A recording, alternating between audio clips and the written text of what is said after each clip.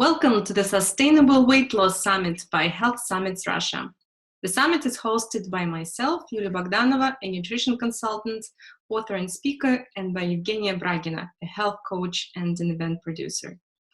Russia has been swept by the obesity epidemic and now holds the fourth place in the world by the number of obese and overweight people. But the good news, obesity can be reversed and prevented.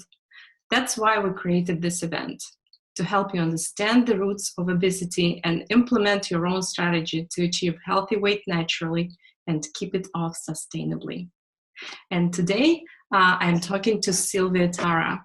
Sильvia Tara was driven to research fat, science, and lifestyle after she finally got fed up with eating less and exercising more than her slimmer friends throughout her life. Her experiences told her there was more to weight loss than just calories in, calories out. As a biochemist, she was driven to get to the bottom of fat's mysteries and the reasons it vexes us. In her best-selling book, The Secret Life of Fat, she reveals the complex biology of fat, how it resists loss, and what it means for each of us. Dr. Tara holds a PhD in biochemistry from the University of California at San Diego and an MBA from the Wharton School of the University of Pennsylvania. She was a consultant with McKinsey & Company and has worked at the world's largest biotechnologies company. Welcome, Dr. Tara. We're very happy to have you on the summit. Thank you. It's great to be here. And the topic of our conversation today is fat, friend or foe, the secrets of managing the important metabolic tissue to our advantage. And can we start by you telling us a little bit of how you got to writing the book, The Secret Life of Fat, and a little bit of your personal story? Yeah, sure. So, my personal story is that I always gained weight easier than everyone else around me. It seemed like people could eat whatever they wanted to eat. They didn't do much exercise, and yet they would stay thin. And I would gain weight when I tried to eat like they did. I went on a number of diets. I'd lose a few pounds, but I never lost as much weight as other people on the same diet. And I started to realize that my fat is different. My body is different. And there's a little bit, there's other diets out there. They all claim to have the answer. And I would try them, and they wouldn't work that well. And I finally got really tired of this and thought, well, it's time to really understand my fat. And if anyone can understand fat, I certainly can. I'm a biochemist by training. And so I went out and I collected a lot of the scientific literature on the research on fat and obesity. And what I was finding out was so astounding, just so surprising. I thought I have to write this in a book. And what I did find out is that fat is not just fat. It's not just a repository of calories. It's actually a metabolic organ. It's doing things in our body that you never thought it was doing. For example, fat emits one hormone called leptin, and leptin has direct control on our appetite and direct control on our metabolism. So when we lose fat, we lose leptin, and that sends our appetite through the roof. It makes us obsessive about food, and it lowers our metabolism to the point that you have to eat less than other people who are at your weight to begin with. When you've lost weight, you have to eat less almost for the rest of your life, and that's why people get weight regained so easily. So it was just very fascinating. Found out a lot of things about fat that were surprising. Yes, exactly, because we look at fat very negatively because we're overwhelmed by the epidemic of obesity, and we dislike fat, and we want to get rid of fat. And as you said, it's not really altogether bad, and there are very good things about fat, and actually we need fat, right? So besides leptin, or maybe you can talk also some more about leptin and some other good things that fat is doing for us.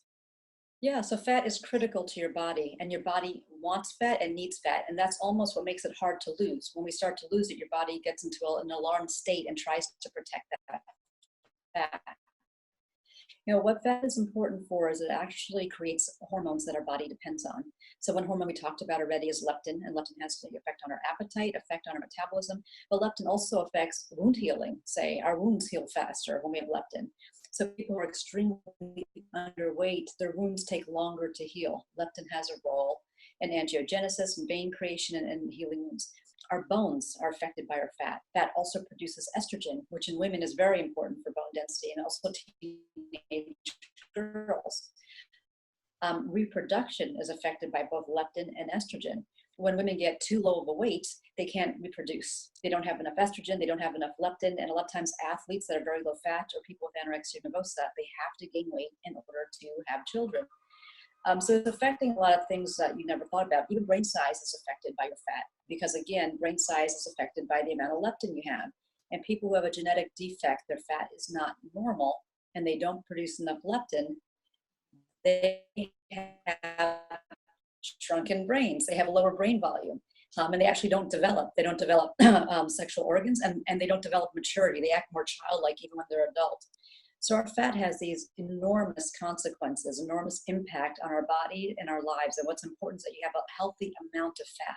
So not too little to where you're not producing those hormones of estrogen and leptin, and not too much also.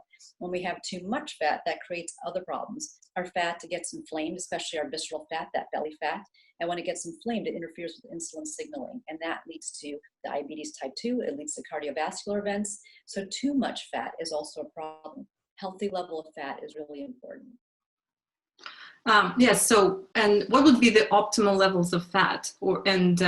As you mentioned, fat is especially important for women and many aspects of their health. So Yep. there must be a difference in the optimal levels for men and women.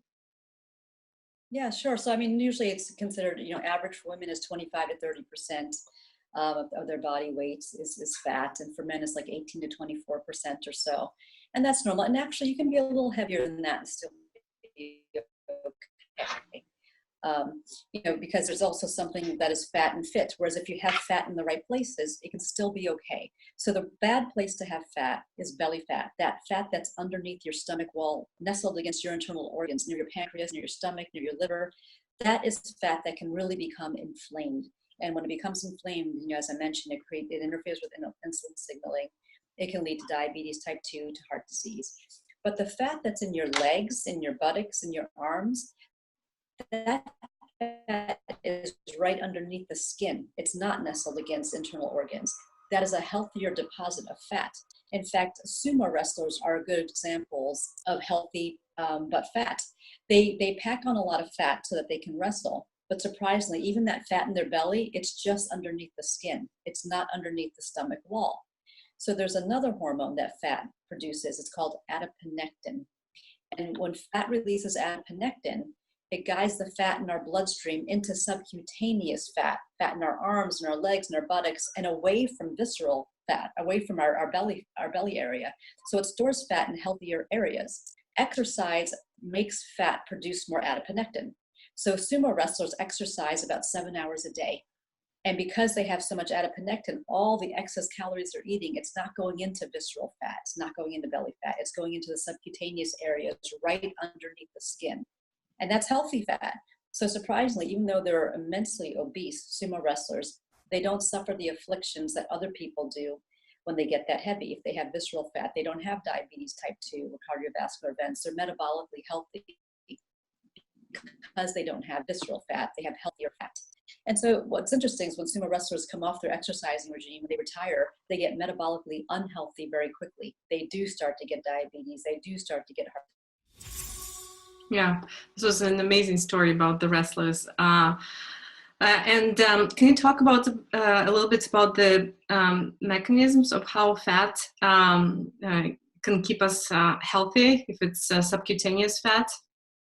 Yeah, so subcutaneous fat, like I said, it's the belly fat that causes the problem. So it's the belly fat that gets inflamed when we get too much of it. So belly fat is underneath the stomach wall. It's right against the stomach. It's right against the liver. It's pressed up against your pancreas. So when you get too much and it's very compressed in there, it starts to release all kinds of different signals to your body saying that there's distress. It starts to suffocate. Your fat cells can't get oxygen because it's very crowded in there. It can't get blood supply. And then your fat sends out a distress signal to your body saying something's wrong here. We're dying, there's a problem. Your body interprets that as an inflammation, right? So it tries to send more immune system cells into your belly area, and because it's detecting something's wrong and it has to fix it.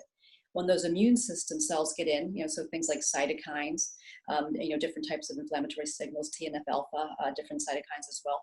When they start to come into your belly fat to try to fix the problem, they actually interfere with insulin signaling. Right? And that's why you don't get the insulin signals. And insulin is important for storing fat, getting it out of your blood and storing it into your fat and into your muscle tissues and other tissues. So when inflammation in your belly fat interferes with insulin signaling, your body's not getting the signal to store nutrients in your blood into its tissues.